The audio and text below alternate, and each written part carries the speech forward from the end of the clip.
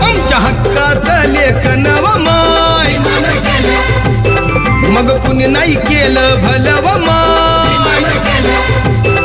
अग दिल्लीचं दालन फुलं व माय